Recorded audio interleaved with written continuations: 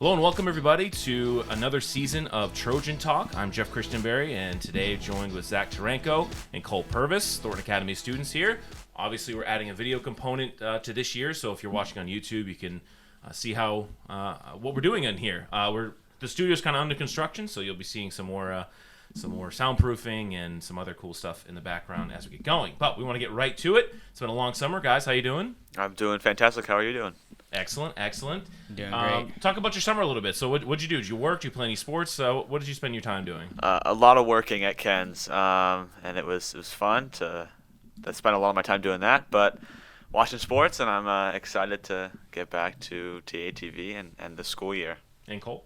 I worked at the Friendship Inn, which is a hotel in Old Orchard Beach, and I played a lot of golf, and that's pretty much it.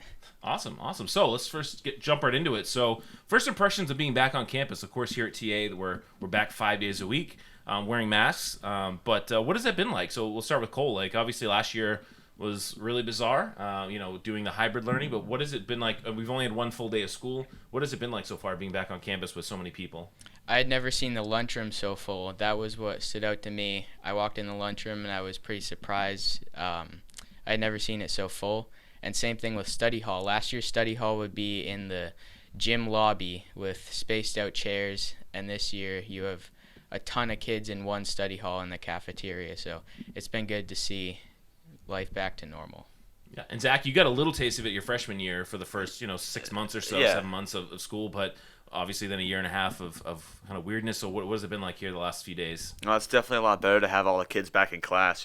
Last year I had every class was maybe under 6 kids because everyone was at home. And most of my classes around 15, which is a lot better.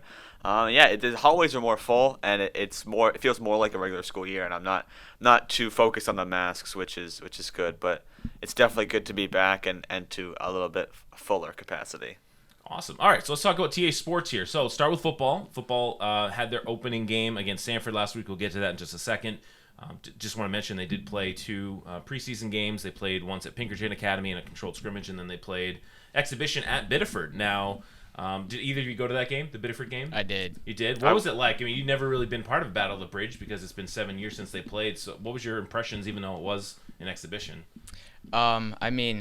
TA was just on another level.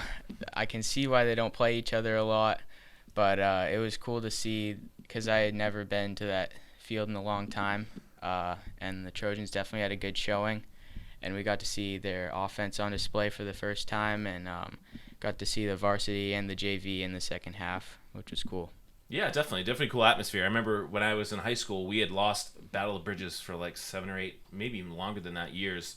And then my sophomore year, we played over there, and we beat them for the first time, and it was a really close game. It was like the best sports moment ever for that. So let's move on to this. Last week, they played Sanford Zac, and just a domination win from start to finish. Little struggles in the first quarter, but, I mean, you called that game. So what did you see from TA that maybe either surprised you or made you, looking forward to the rest of the season? Well, like you said, they had a few mistakes in that first quarter, but they worked out those kinks pretty quickly, and that was what I was surprised about. Jack Emerson really controlled the offense, and the defense worked really well. I thought that the players that were playing both offense and defense played spectacular. Cody Ruff, Alex St. John he had that block punt, and he had a couple of rushing touchdowns.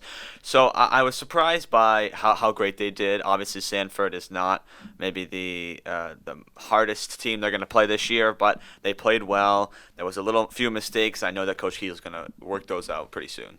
And Cole, your impressions, I mean, you watched it from the student section. I hope you weren't one of the guys that was crowd surfing. I was not. One of the kids. I appreciate that. So what did you see from that game that again, either surprised you or maybe made you think like, all right, this team is as good as advertised? Well, I definitely did not think Sanford was the easiest opponent. They had a pretty good run game with Bissonnette, and they had to stop a lot of power running up the middle. And I thought the Trojans' offense really, besides that first quarter, they kicked into gear in the second quarter, and just all their playmakers on the outside. They have 4 receivers. At one point, they rolled out 4 receivers on the field at once. And when you pair that with Jack Emerson's strong arm and his legs and the run game, it's going to be very difficult to stop. I agree. And what's interesting too, just looking at the landscape, you mentioned, what teams are going to be doing, and Sanford's probably going to be in the middle of the pack there. I mean, there's not a whole lot of strength, and they're probably going to be the 4th or 5th seed, probably fighting with Scarborough. Did want to throw this other little football tidbit here, which is a really bizarre score I saw. It's JV football, Edward Little beating Bonnie Eagle by a score of like 22-8 or something, like not even close. Yeah. So that's an interesting one because EL's program has struggled significantly, mightily over the last few years. And for them to beat Bonnie Eagle, even at the JV level, is interesting. So we play Bonnie Eagle, I think, week 5. So we'll see how that goes. Mm-hmm.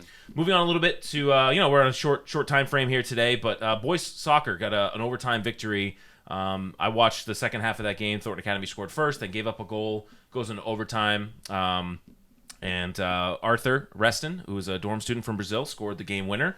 But there was also a little bit of controversy because the referees didn't know it was golden goal. They started playing again, so they played for about a minute, and then one of the TA coaches said, wait, this game should be over.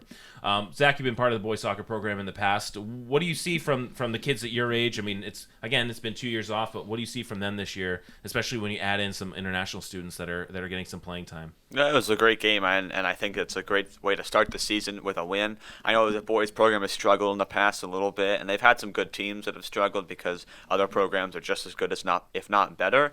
I think that the addition of the international players is great. A lot of times those players play more on JV or just sit around and swing, but Coach Carlson moving them in is a great thing. I think it was like a good win, and hopefully they can keep that streak going.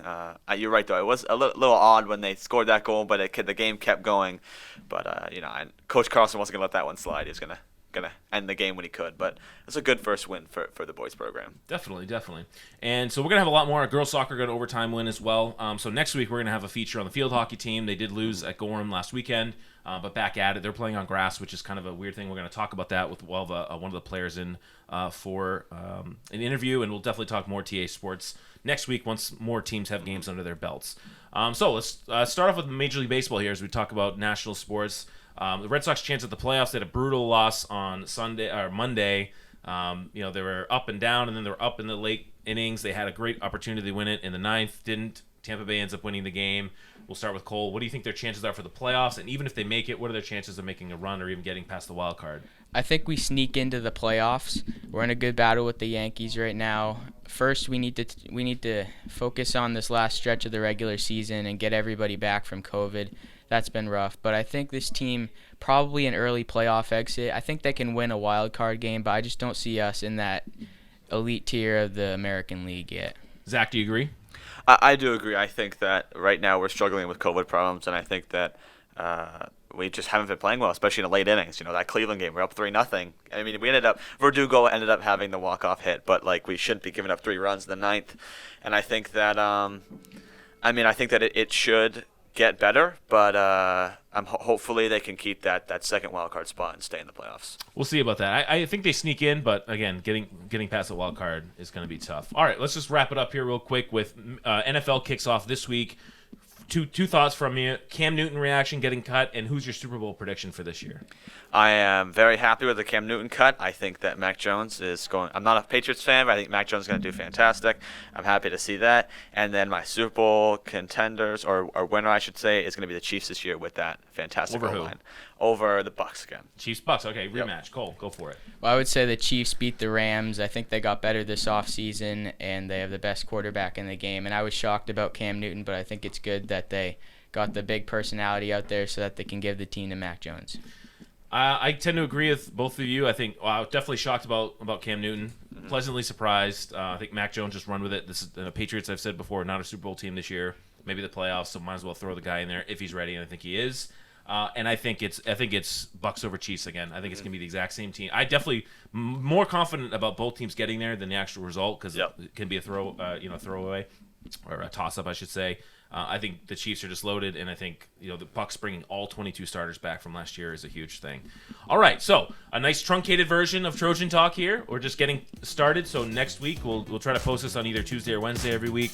Next week we'll have a feature on the field hockey team for everybody. Anybody else got anything to mention? Nope.